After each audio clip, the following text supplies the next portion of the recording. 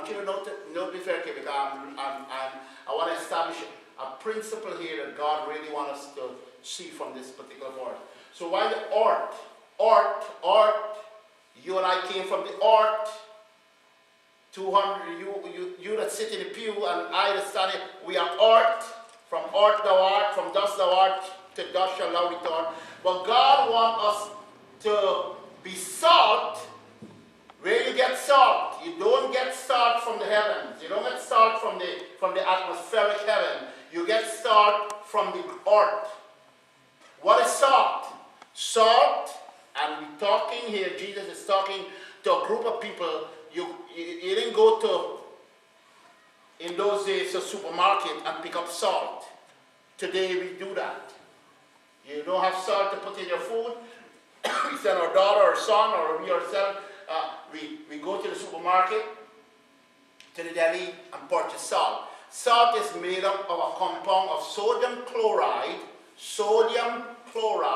and limestone. According to the chemical and scientific discovery, it is impossible, yet it is, to a certain degree, to separate sodium chloride from limestone. When you go home today, pick up a little salt in your hand and try to do it. You can't remove that naturally. You see how impossible it is? Yet, Jesus said, if you become saltless, if you lost your saltiness, if you lost that element of salt as a kingdom citizen, you are good for nothing. Go over that again. Look at salt, the natural salt. Look at the impossibility in removing the saltiness that is in the salt. What you do with limestone in those days? Today we use pitch to put on a road and concrete on a road. Sorry, Clevelanders. Sorry, all over the world, including my country, we got a lot of potholes.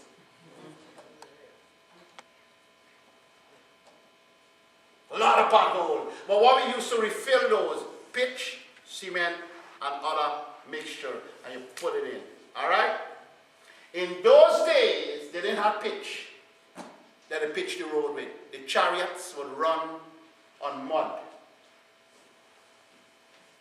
and on clay, heated clay. Some part in our country we still have clay roads. We have a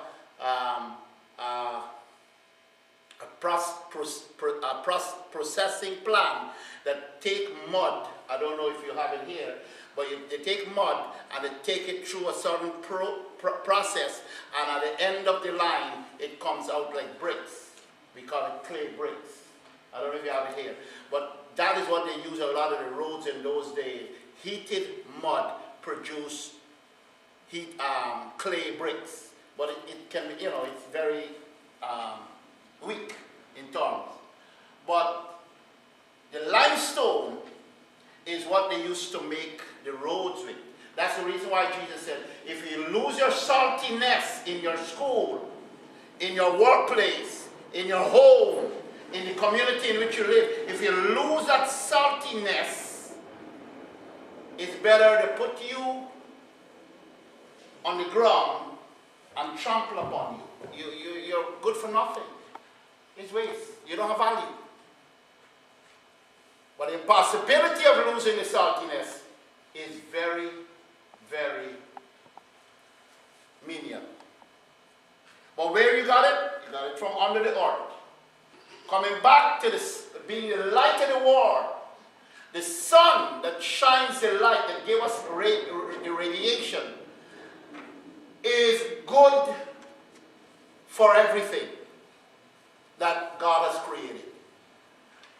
If the sun is removed from our solar system, we are all dead. The plant kingdom are dead. You need photosynthesis to keep the plant going. You and I need sunlight for us to be healthy. So it's very important. And Jesus was showing these followers of his the importance of being what you're called to be. All right, so lay the foundation. So it's very important. You get light from above and you get salt from beneath. Both are important for us to survive and to live and to enjoy. But how can we didn't look at this, we missed 13 verses in this chapter. We start from verse 13 today. But we missed 13 verses in the introduction of this principle. You just can't show up, get baptized, be baptized, all of us were baptized. Hey, all you that are baptized, you become salt. But Pastor, wait a minute. How can we become that salt and how we become that light? So we miss the first 13 verses in the developing of this very important truth of being who God wants us to be. And I want to connect that with what we missed in the first couple of verses in the chapter. Where did Jesus say those words?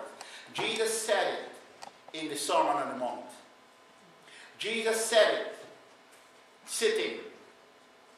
The Bible said, listen to what it said in Matthew chapter 5, from verse 1. He said, and Jesus went up into the mountain. After seeing the crowd, he sat down and he began to teach them. He sit down, he take a position of a teacher. In our classroom, most of you remember, some teachers maybe are here, you went through that, and all of us went through class. The teacher would stand before the class and deliberate whatever he or she has to say to us. All right?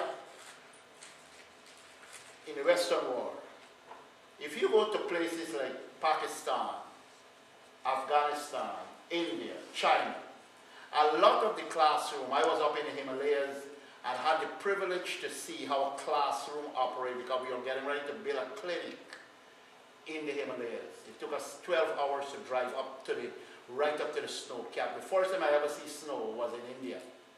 I was traveling from Guyana. I never saw snow in my life. Now I see more than I want to see. I wake up this morning and came out. When I came out, I'll see you guys. What? I didn't even know he had snow on the street, so to speak. Snow was everywhere. I'm thinking, StPhilip, trustee, how are we going to get in here? All the snows are here. I said, what? I didn't can't imagine we had so many snowfall out there. Anyway, but the first time I saw snow was in India. And that was when I tell people that, people say, Ram, are you serious? India? Yes. We had 12 hours driving up the Himalayas, and I was going as an ambassador from a Nigerian church in Africa. The guy bought my ticket and sent me to India. He said, I am from Africa. You are Indian. You look like the guys over there. You go. I'm sending you. I'm giving you the ticket. He came to my country. Let me know the guy. He got a very large Nigerian, multi-million-dollar black church in London, and he said, I'm gonna fly you in. You go. You are my ambassador. You go and check out the land, check out the places. I'm investing a few $1 million here. I want to build a clinic for the people there in India, up in the Himalayas. So I was privileged. I was blessed when he came to my country and he saw what we were doing. We had 13 churches. He saw where we started from. He saw what the congregation looked like. He saw the health of the congregation. He said, I got some work for you to do. I want you to be my ambassador to go to the Middle East. And he flew me in. Anyway, when I went up the Himalayas, one of the things that amazed me was the style of teaching. And I remember what Jesus did. Because in the Middle Eastern country, including Jerusalem, the old style, even Moses, even the prophets of old, they used to sit down under trees. It's still being practiced in Africa also, in Ethiopia. People, Jeff Johnson was there a couple years ago, sometime last year, I believe, and he was saying he had a privilege to sit down outside in the open heaven, where the classroom is, and teach